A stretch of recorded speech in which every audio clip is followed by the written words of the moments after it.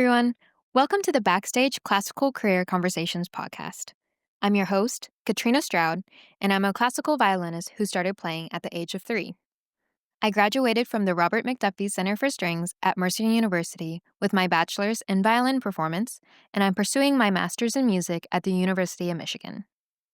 In this series, I invite esteemed classical musicians onto the show and interview them to tell their stories and give advice to share with others and preserve their legacies. Today, I'm interviewing Danielle Belen, professor of violin at the University of Michigan School of Music, Theater, and Dance, and artistic director and founder of the Center Stage Strings Summer Music Festival. I've had the privilege to work with Miss Belen in the past, and anyone who has worked with her knows she's extremely passionate about the violin and has dedicated her life to teaching. For those of you who don't know Miss Belen, she's a seasoned pedagogue with a strong studio of young artists. Her students have won major prizes in competitions, including the Menuhin, Stolberg, and Klein competitions, as well as being accepted into major conservatories and universities. Alumni from her studio play in symphonies across the country and internationally. Winner of the 2008 Sphinx competition, Miss Belen has appeared as a soloist with the Pittsburgh, Atlanta, Nashville, and San Francisco symphonies, the Boston Pops, and the Florida and Cleveland orchestras. She released her debut Naxos recording of works by living composer Lawrence Dillon in 2009 to much acclaim. A graduate of the USC Thornton School of Music and the Colburn Conservatory in Los Angeles, Miss Belen joined the faculty of the Colburn School in 2008. In addition to maintaining her own violin studio, she was the teaching assistant to the renowned pedagogue Robert Lipsett. As the winner of the 2014 Sphinx Medal of Excellence, Miss Belen performed for Justice Sonia Sotomayor in Washington, D.C., where she was awarded a $50,000 career grant. She used that money towards a matching campaign for her summer program, Center Stage Strings, doubling the amount into $100,000 for student scholarships. Her vibrant and unique teaching style is made accessible through a host of videos available to the public through her YouTube channel and social media. All right, so thank you so much for joining me on my podcast today. I'm so honored to have you. So what path led you to where you are today in terms of starting the violin, mentors, college, and finding your passion for teaching?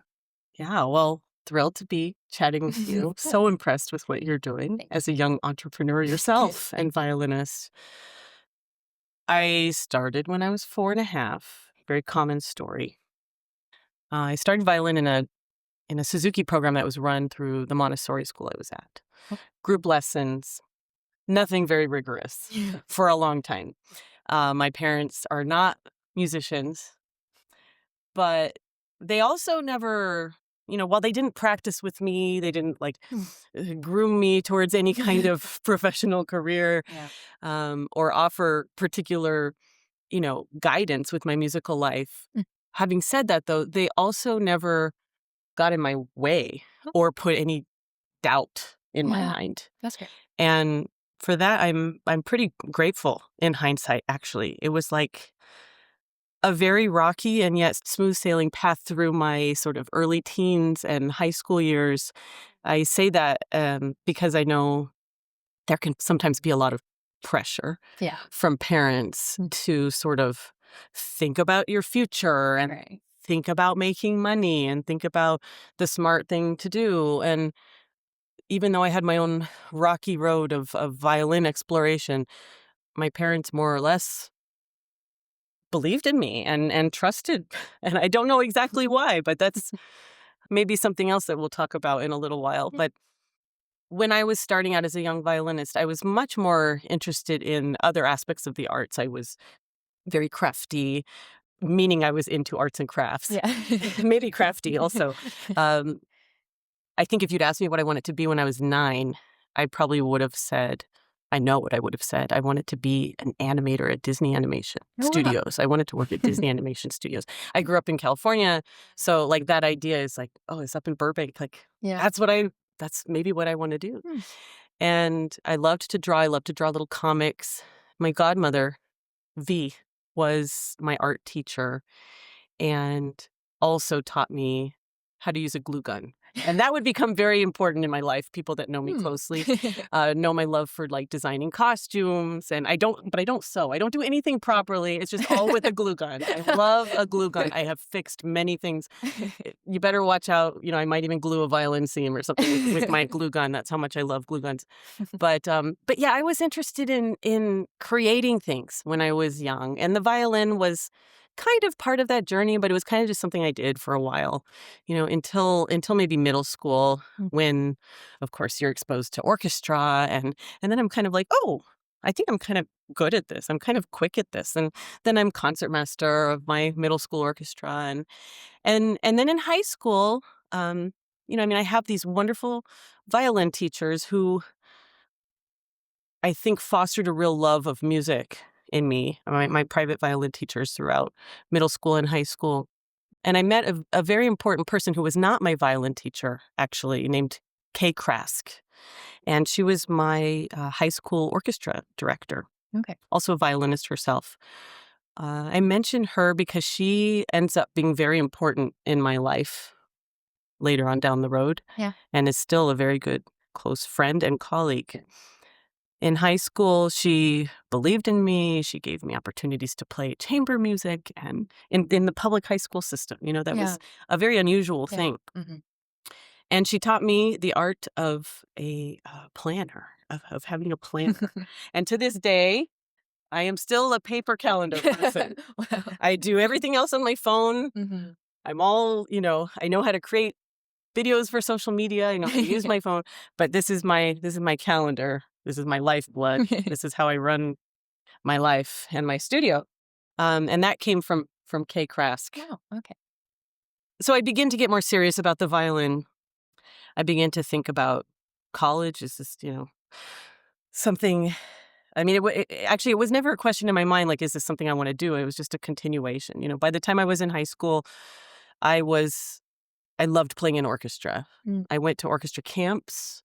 I didn't go to any solo camps. I went to, I did not go to Meadowmount. I didn't go to Encore in high school or anything like that, like many of my future colleagues were doing. Instead, I was going to Idlewild and playing Mahler 1 for the first time as a high school student, and falling in love with Bruckner symphonies, Yeah.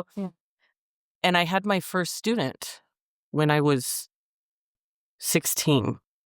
She was like 11 or something like that. And she refused to cut her nails. She had these nails that were like this long, these acrylic nails. But anyway, I taught her. I made her the best that I could do. So the little seed for teaching was being planted then. Okay, yeah. The little seed of entrepreneurship was being planned. I had a quartet that was called Melodic Strings, and we would play at a coffee shop every Saturday, and end up with about $20, which as a teenager, that's a ton of money to make every week, $20. Oh, yeah. So that was being planted. I was falling in love with orchestral playing. My parents were not putting any doubt in my mind that I could do it. Mm-hmm. I was getting a lot of positive reinforcement from people at school.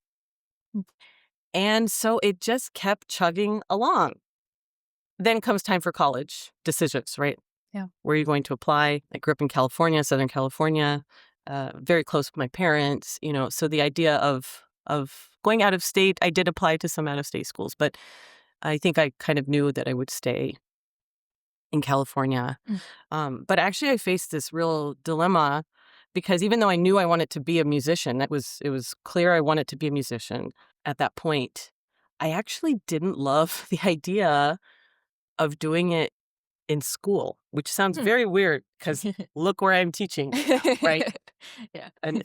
A higher ed institution. Mm-hmm. But at that time, I had a teacher who was very encouraging, named Franklin D'Antonio, who actually had studied with Heifetz long ago. Okay. And he had a different path where he won an orchestra position when he was very young. And I sort of had this thought that maybe I could do that too. Like, instead of school, like, I could just take auditions and win a position. And of course, the reality of that kind of settled in after my first professional audition, where I didn't get anywhere out of the first round as a high school student. Wow. Taking a... Yeah. But I did it. I knew my little group of excerpts. And so then, and by that point, my parents are getting a little bit like, well, we do think you need to go to school. You need to go to college. And so I applied to all these schools. And of course, I applied for Mr. Lipsett's studio at USC.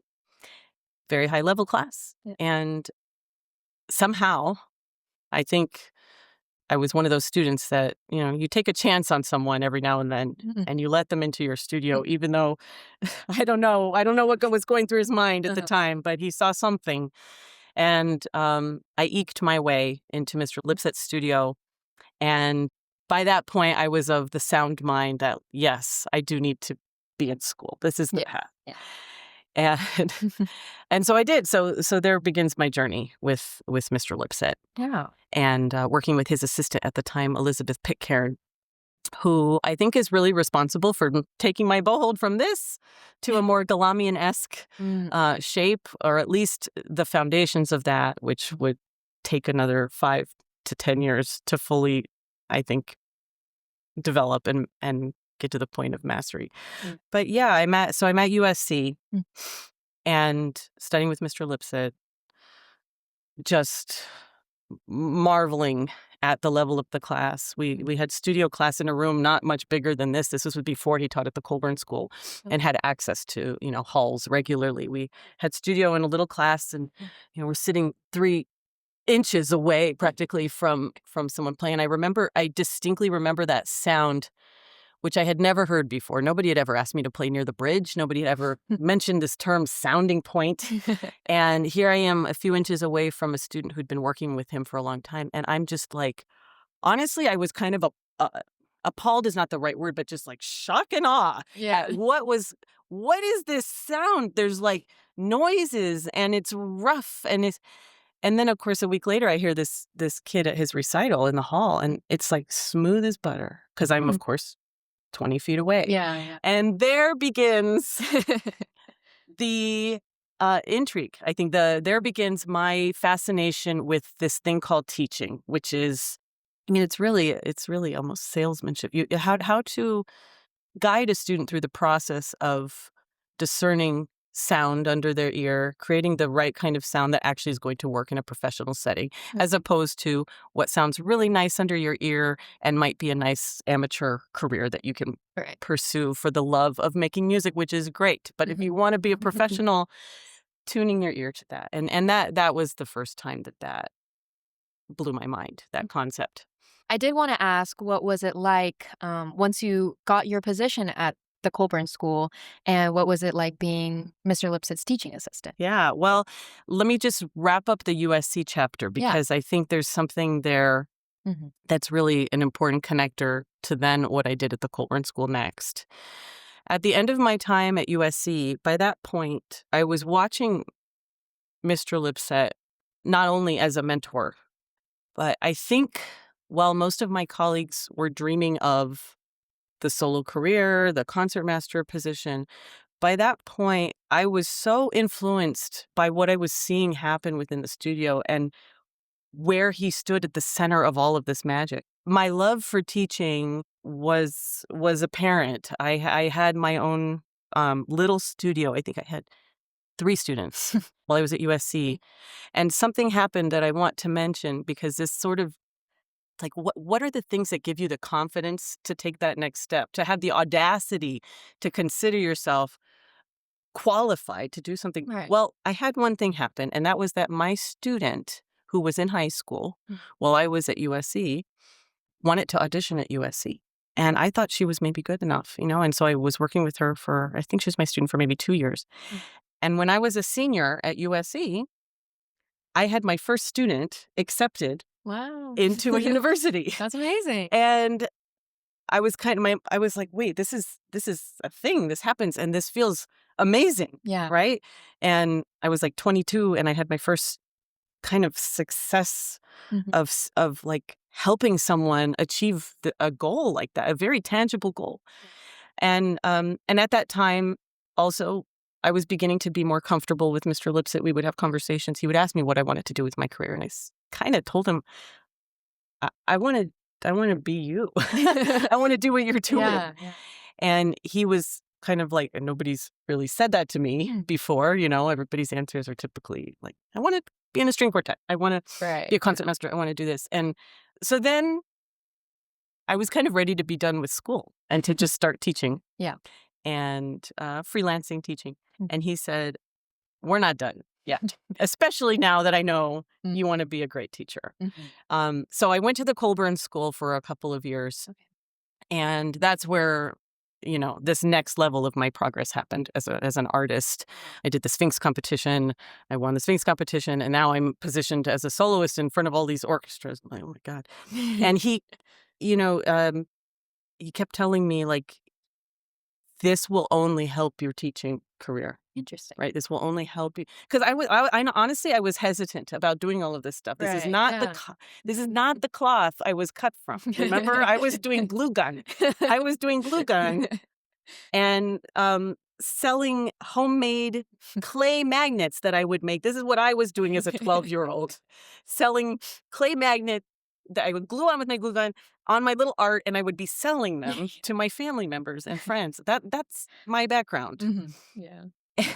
And so here I am now standing in front of the Cleveland Orchestra playing Zidane, Yeah. and everything went well. All my concerts went well. I grew immensely. Mhm. And at the end of all of these solo engagements where I played with San Francisco Symphony and Boston Pops and the Cleveland Orchestra and the Florida Orchestra and Pittsburgh Symphony, and I had this wild life for a couple of years, almost living out of a suitcase.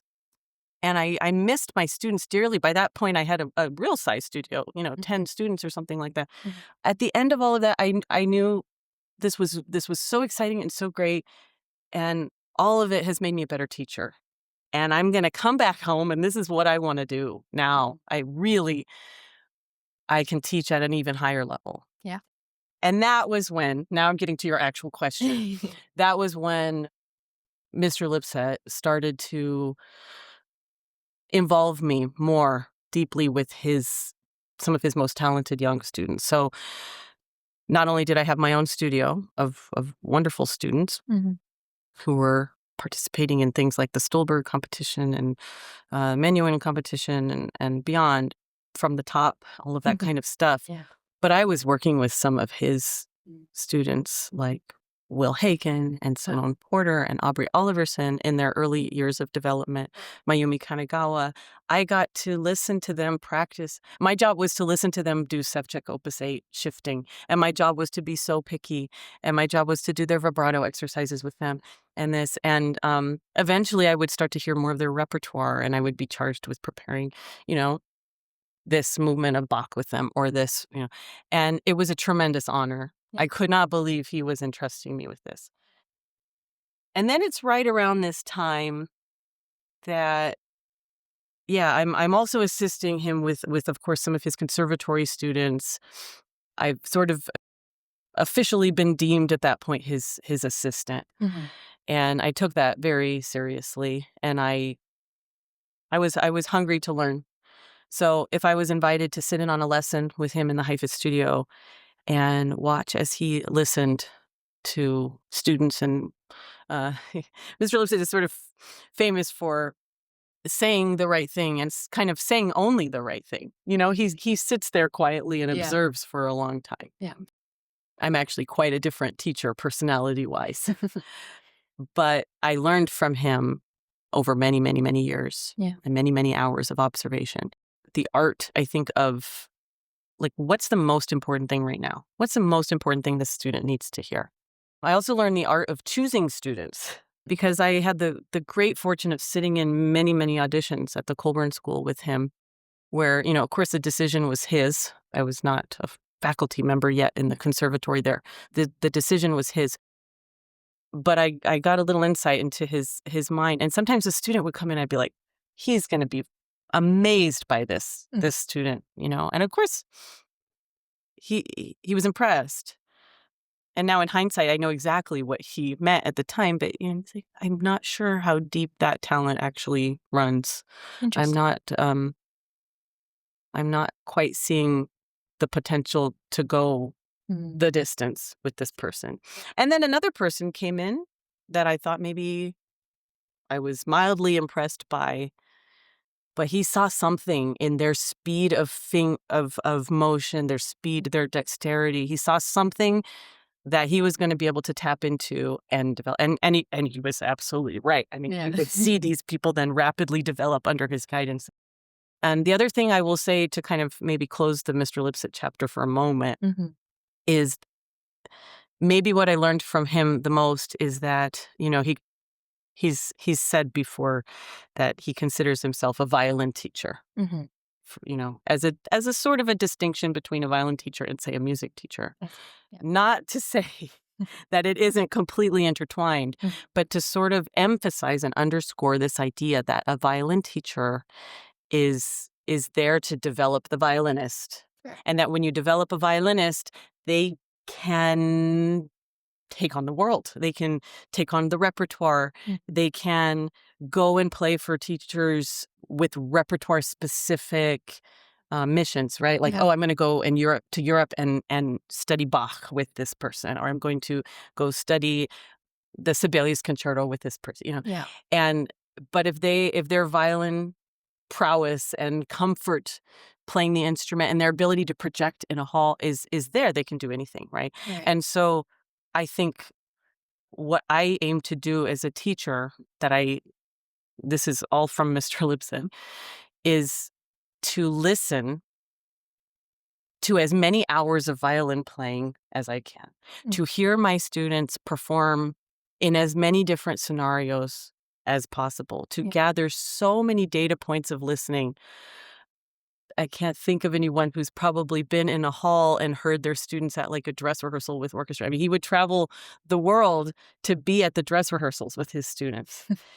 Maybe not even just one, maybe two, to give them feedback from that perspective, as opposed to just with the perspective, which is so important, of like an artist teacher who is a player, who knows how they like to hear things and guides a student in that direction. That's important too.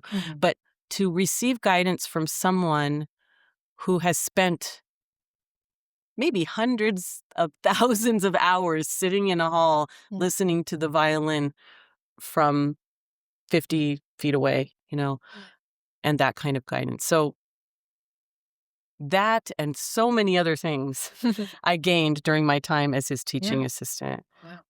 Everything that it takes to build talent, to develop talent, to change someone's sound, the day in and day out work, the week in and week out of hearing an etude and its progress over the course of 3 years. Right. Not the same etude maybe, although sometimes, no, but with a concept in mind, with a straighter bow in mind, with a looser vibrato. I mean, it's not; those are not things that you can just comment on once or twice and see progress.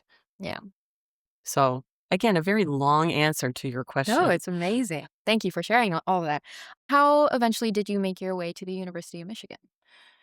Okay, so I was developing my class in LA, mostly a pre-college class, and I was really enjoying I was so fortunate to work with such talented kids, hardworking, serious kids.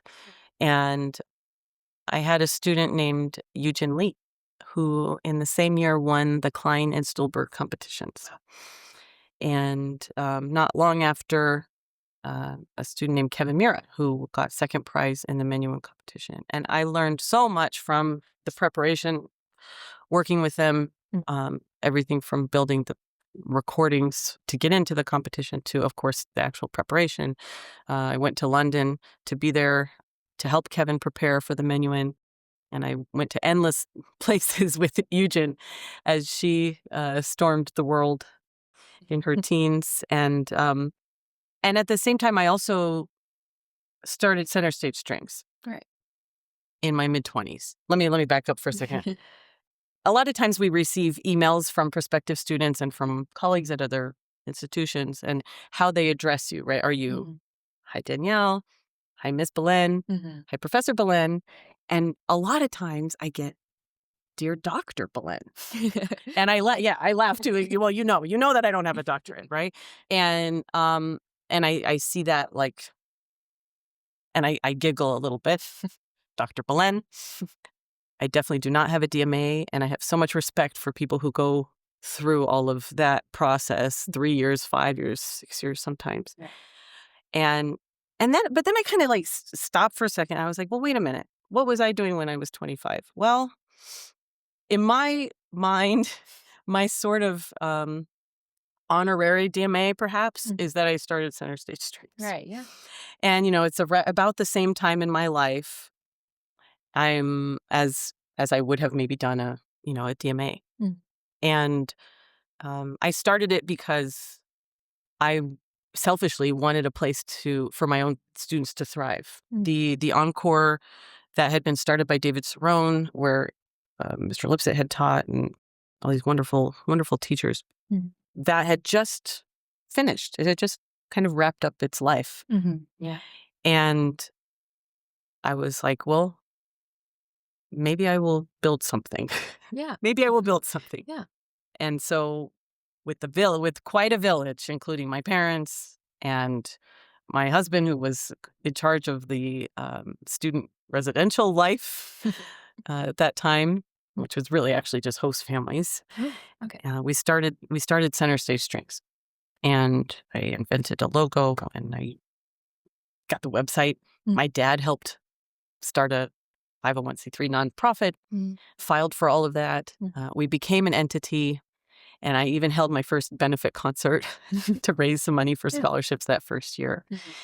And again, why are people trusting me? Why are people jumping on board with this 25-year-old, almost 26-year-old starting a music festival?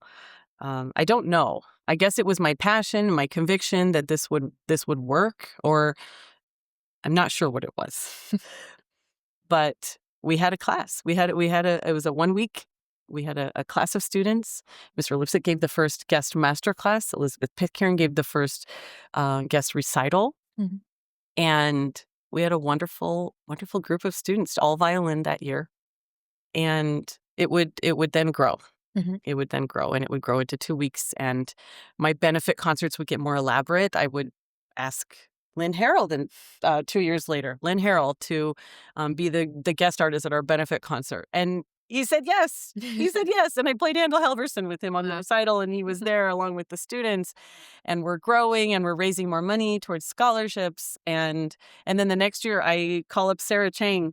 Why do I have any business doing this? I don't know. But she said yes. And then she was our headliner. And then the next year I asked James Ennis. And so it's growing and growing. And, these faculty members, Jenny Zhang, wonderful pianist, someone I studied sonatas with in school, Diego Morales, cellist. These were the foundational faculty members. Kay Krask, remember my high school orchestra teacher that gave me the calendar? She worked with our students on like career development and keeping your schedule straight and public speaking, and then a very special person, Christina Zlatareva, who is one of my students back from the Colburn School. Sometimes you have students, Katrina, like you, that you meet as students and you just know you're going to be seeing these people as colleagues in the future. You might even be hiring them. Well, Chrissy was one of those people. She was a great violinist, a great citizen, a great communicator. And when I needed an assistant director to help run Center Stage with me, she was the person. Yeah. And to this day, now she's been promoted to managing director as she's finishing her DMA over at Northwestern, and she has a wonderful class of students. She's my lifeline. I mean, she has built Center Stage Strings with me. She's one of those very, very important people in my village that have helped to build this. And now again, I get to your question, which is what led me to Michigan. The combination, I think, of Center Stage Strings being sort of like my DMA, and my great fortune with some of these students doing well at very international public competitions. There came a phone call from University of Michigan in my late 20s. I would think I was almost 30, asking me to come out and give a masterclass.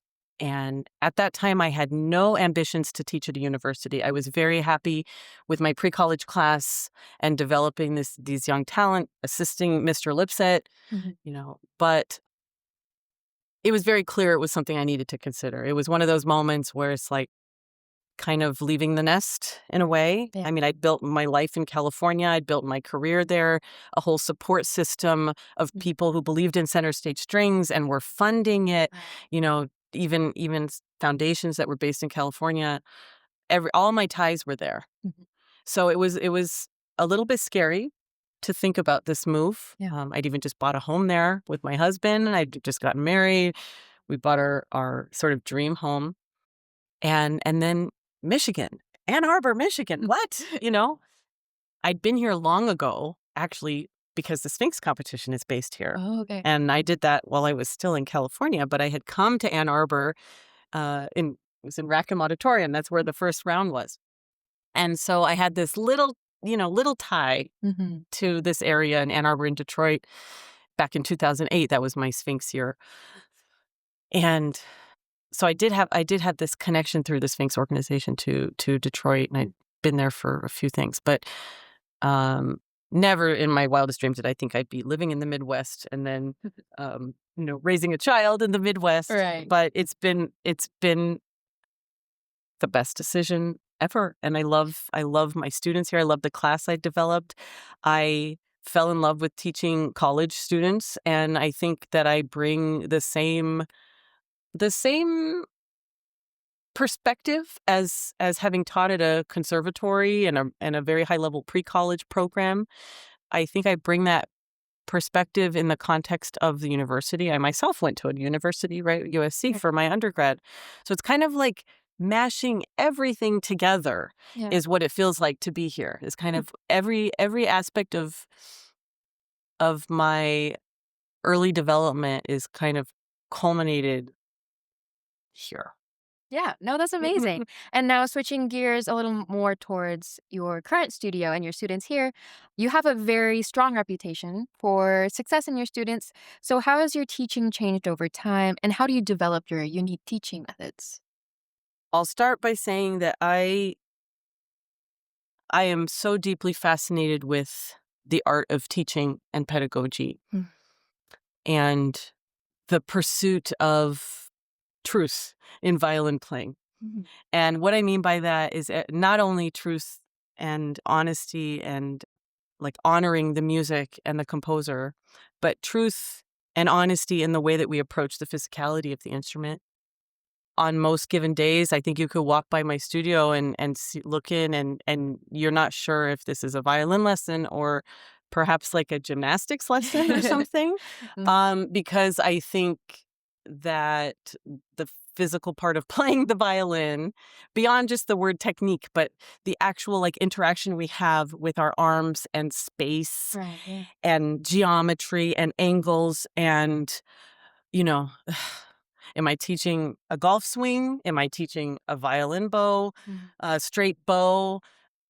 Am I teaching someone how to do a cartwheel in the air? Or am I teaching them how to fly in the arpeggio without fear in the last, the cadenza of the Sibelius Violin Concerto? Are they different? I don't know that they're very different. And that's what fascinates me about teaching the violin. And that eureka moment that a student has when they have been, maybe for a decade of their life, been struggling or thinking that they weren't good at something. They weren't good. I have problems with my fourth finger. I have sweaty hands. I have memory slips on stage. And something I love about teaching are how all of these kinds of opposite things have so much to do with one another, For example, a person with, this is getting a little weird here, but go with me. A person with a really straight bow, okay, a beautiful bow, really parallel to the bridge. Angles are beautiful. I find that person doesn't have a lot of memory slips. What is that correlation? Well, we could go on about that, but I think it has something very much to do with the amount of effort that it takes to listen to the entirety of a note and to feel how it is from frog to tip, and the mindfulness that it takes to do that, the presence of mind, the calmness, also seems to be very much intertwined with the way you just think about space between notes. And when you think about space between notes, and their place in time and in space and in the hall, I think it's very unlikely that you're going to get all tangled up with your, is this passage this time or is it this other time in my memory? No, those things become irrelevant because you're dealing with things that are so much bigger than the black and white notes on the page, right? And so we don't have music stands out very often in the studio. I require that my students come in very early with their music memorized because I don't think that I can fully offer what I need to offer as a teacher unless they have done the work to internalize it to the best of their ability. And then when they're still stuck, that's when I can help them, right? But if you're still at this remedial place in your practicing of a piece where you're reading the notes on the page, that is so far from what we're aiming for as artists, right? That is so far from what we're trying to do in your development as a violinist. So is it appropriate to, expect someone to have the entire first movement of Tchaikovsky memorized in their first lesson? No, it's not. But if they've been assigned it for a week and they come in with a page and a half of it, I don't want the music stand. I want to often, even if you make a mistake, even if your memory's not solid yet, of course it's not. But let's work. Right. Let's work. Mm-hmm. And so to answer your question, I like to work. Yes. I like to change. I like to, I demonstrate a lot when I play, but it's not always like sound like me. It's like look like this, right? Let's move like this. And sometimes that's when the eureka moment happens. They've been hyper focused on the perfection of something, and that is what exactly is making it imperfect. I see. Yeah. And so anyway, I am completely in love and obsessed with everything about how these bodies of ours interact with a wooden box and a stick and create not only beautiful music from the repertoire. That's to me, it's a bonus that I get to teach Beethoven and Brahms and Bach and Mahler. I mean, that's a bonus. Yeah. The thing that's enough for me is simply the violin playing, scales, open strings, bow strokes. I mean, that alone is fascinating enough. Okay. That's why I do what I'm doing. And so anyway, I think I try to instill this idea in my studio. I think it keeps things very exciting. Yeah. I think students are hungry to address the fundamental challenges that they're, there's a block between the way that their body interacts with this instrument. I think even grad students, a lot of times people say, oh, it's a graduate student. So your curriculum with them is going to be more like expanding their repertoire. And of course, that's true. That's true, right? But even someone who's 22, 23, who plays like an artist and can absolutely consume lots of repertoire and should, ask any of them, whatever school they're at, the top conservatory in the world, they will tell you they feel uncomfortable with something. Mm-hmm. Yeah. And this is all obviously to different varying degrees.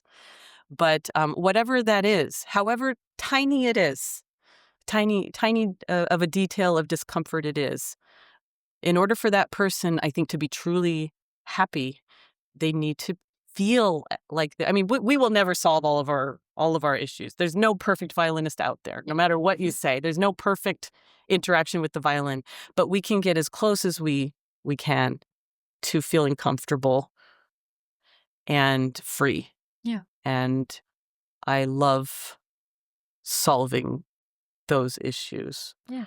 And I love picking students who want to address those issues and explore what it means to study one's violin playing from the perspective of the physicality.